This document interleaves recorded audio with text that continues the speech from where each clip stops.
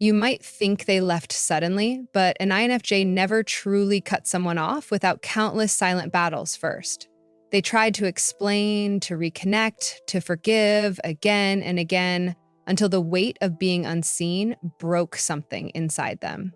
When an INFJ walks away, it isn't out of spite or to prove a point. It's because leaving is the last act of self-respect they have left. This video is for the INFJ who stayed long after they should have, who loved deeply, and who finally realized that choosing themselves wasn't cruelty, it was survival. You didn't just walk away without warning. Long before you ever considered leaving, you tried. You tried to explain your feelings in quiet moments, hoping the other person would hear the truth in your voice. You dropped hints, softened your words, and shared pieces of your heart in small, careful ways because you believed the connection was worth saving. You weren't looking for perfection, you were looking for effort, for someone to lean in, to listen, to show they valued what you were sharing. You gave chances again and again, telling yourself that maybe they just didn't understand yet. That maybe if you explained one more time, they would finally see the exhaustion behind your smile and the loneliness in your eyes. You didn't want to give up on them. You wanted to believe in the bond you had, in the potential you saw, in the moments that felt real. So you kept communicating even when it felt like talking to a wall. You spoke softly to avoid conflict, hoping kindness would open their heart. You asked for small changes, not because you wanted to control them, but because you wanted to feel seen and safe. Each conversation took courage. Each confession cost you emotional energy. But you told yourself it was worth it because you cared, because you believed people who cared for each other should be willing to listen, to adjust, to meet in the middle. But when your soft pleas were met with silence, defensiveness, or dismissal, a quiet sadness started to grow. You began to realize that you couldn't fix a connection alone, that you couldn't keep pouring into something that wasn't pouring back into you. You didn't stop communicating because you stopped caring. You stopped because it became clear you were the only one trying. And that realization hurt more than leaving ever could. You didn't leave the moment you felt ignored. You stayed. You stayed because you believed in the good you saw, in the potential you felt, in the bond you once shared. You told yourself it was just a rough patch, that everyone goes through hard seasons, that things would get better if you just held on a little longer. You were patient not because you didn't feel the loneliness, but because you didn't want to give up on someone you cared about. Even when your needs were brushed aside, you found reasons to stay. Even when your feelings were dismissed, you made excuses for their behavior. You convinced yourself that loyalty meant enduring the pain quietly. You tolerated the nights you felt alone while sitting next to them, the conversations that felt empty, the smiles you forced so they wouldn't see how hurt you really were. You held on to moments of hope, replaying the good days to remind yourself why you were still there. You kept showing up with love, with presence, with effort, hoping it would be enough to bring the connection back to life. But deep down, the silence was heavy. You felt the slow ache of being unseen, of pouring your energy into a space that no longer made room for your heart. You told yourself it was your fault for needing too much, for wanting emotional closeness, for craving depth in a world that prefers surface-level living. You weren't weak for staying, you were hopeful. You believed that love could heal, that patience could bridge the growing distance. But what hurt the most was realizing you could give everything and still feel invisible, that your loyalty could not fix someone else's inability to truly see you. You stayed until staying became a form of self-abandonment. And when you finally let go, it wasn't out of anger or revenge. It was the quiet acceptance that you deserved to be seen, heard, and loved without having to fight for it alone. There's a loneliness that cuts deeper than being alone. It's the loneliness you feel when you're sitting next to someone who doesn't really see you. You tried to share your mind, your feelings, your fears, your dreams, only to watch your words drift into silence. They were there physically, but emotionally, it felt like talking to a wall.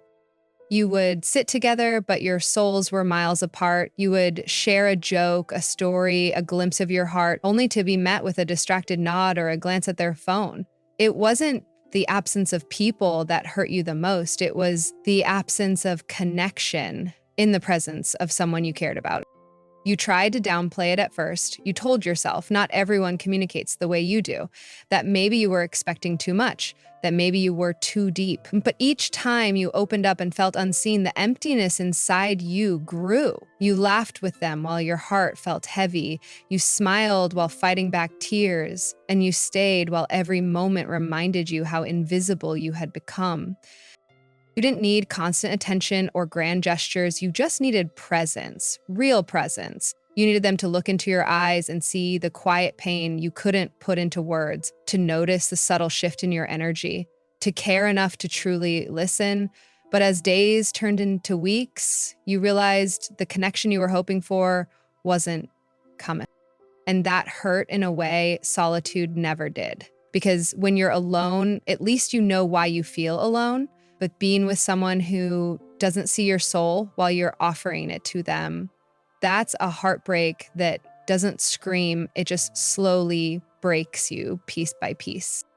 You weren't asking for perfection. You weren't asking for someone to fix you. You just wanted to feel held, to feel understood, to feel like you mattered to someone who claimed to care. But when the silence became louder than the presence, you realized that being alone was less painful than staying in a connection where you felt completely unseen. When an INFJ begins to detach, it doesn't happen all at once. It's not a sudden slam of the door or a dramatic goodbye. It starts quietly, almost invisibly, long before they physically walk away. You used to share everything, your thoughts, your feelings, your late night worries, your quiet dreams. You let them see parts of you that you didn't show the world. You sent long messages, checked in, asked how they were feeling, made space for their struggles, even when you were carrying your own. You gave and gave, hoping they would notice the depth of your care. But over time, something inside you began to shift. The conversations that once felt full of connection started to feel empty. Your messages grew shorter, not because you didn't have words, but because you felt they weren't being heard. You stopped sharing your wins, your fears, your thoughts, because each time you did, the silence or dismissive replies felt like tiny cuts to your heart. Your energy began to withdraw. You still showed up, but a part of you stayed guarded. You pulled back, not because you wanted to punish them, but because you were trying to protect yourself from the slow ache of being unseen. It was easier to stay quiet than to keep trying to be understood. It was safer to keep your thoughts to yourself than to keep feeling the sting of emotional neglect. You weren't leaving yet, but you were grieving. You were mourning the connection you once had, the potential you once believed in, the person you hoped they could be for you. You replayed memories in your mind, questioning where it went wrong, wondering if you were asking for too much by wanting to feel seen. And while they went about their days, thinking you were just busy or quiet, they didn't realize you were slowly detaching. They didn't notice that each short reply was a sign you were losing hope. They didn't see that each quiet withdrawal was a piece of your heart breaking off. By the time you physically leave, you've already left emotionally. By the time you say goodbye, you've already mourned what was lost. Because for an INFJ, detachment doesn't start with walking away. It starts with going silent when the pain of being unseen becomes too heavy to carry any longer. When an INFJ leaves, it doesn't look like the movies. There's no shouting, no slammed doors, no storming out to prove a point. It's quiet. It's calm. It's a decision made in silence after countless nights of thinking, feeling, and hoping that something would change. You didn't leave because you stopped caring. You left because you cared too much for too long without anything coming back. You gave your heart, your attention, your energy, your emotional presence. You listened, supported, forgave, and tried to understand. You explained your needs softly, hoping they would be heard, hoping they would matter enough for someone to meet you halfway. But each apology you never received became another weight on your spirit. Each time your feelings were brushed aside, a piece of you learned to go quiet. Each time you showed up for someone who didn't show up for you, your soul felt a little lonelier. You tried to fix it. You tried to stay. You convinced yourself that if you just gave it a little more time, things would change. They didn't. And when you realized your love wasn't enough to heal what was broken, you chose yourself, not because you wanted revenge, not because you wanted to hurt anyone, but because you had to save the parts of yourself that were dying in silence. You left quietly, with a calm that no one understood because they never saw the chaos you endured internally while trying to keep the connection alive. There was no goodbye speech, no dramatic exit. You simply faded out the same way you faded inside long before you physically walked away. They may say you're cold or that you moved on too easily, but they will never understand the war you fought in your mind and heart before deciding to let go. And in that moment, when you finally left, it wasn't anger that carried you out the door. It was peace. It was the deep knowing that you had done everything you could, and it was time to stop bleeding for someone who never even noticed you were hurting. Because when an INFJ leaves, it's not an act of revenge. It's an act of quiet survival, a reclaiming of your energy, a final calm promise to yourself that you deserve to be seen, valued, and loved without having to break yourself to earn it.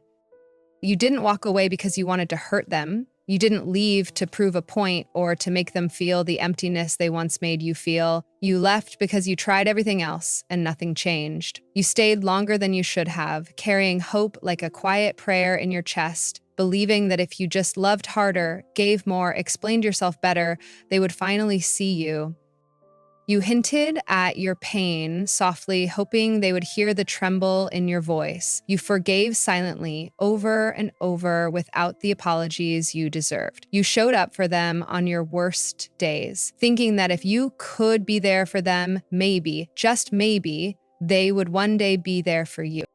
But as the days turned into months, you started to realize that your love was not enough to teach someone how to love you back. Your patience couldn't make them listen. Your depth couldn't make them dive deeper. You were giving everything you had while getting only fragments in return. And the more you gave, the more invisible you felt. You started to feel yourself fading, your light dimming under the weight of unreciprocated effort. The smiles you once offered so freely began to feel heavy, and the warmth you poured into conversation started to drain you. You were losing yourself piece by piece in a connection that could not see the quiet suffering behind your calm. So you chose yourself, not out of anger, but out of a desperate need to protect the spirit they didn't notice was breaking. It wasn't about punishing them. It was about saving the parts of yourself that still wanted to believe in love, in hope, in your own worth. It was about choosing to breathe again, to find peace, to heal the wounds you kept hiding behind your strength. You didn't leave because you stopped caring. You left because you finally realized that you deserve the same love you give so freely. And walking away wasn't the end of your love. It was the beginning of your love for yourself. It was the quiet decision to stop proving your worth to someone who couldn't see it and to start protecting the soft, powerful spirit within you that deserves to feel safe, valued, and seen. They didn't leave you suddenly. By the time an INFJ walks away, they've already left 100 times in their mind.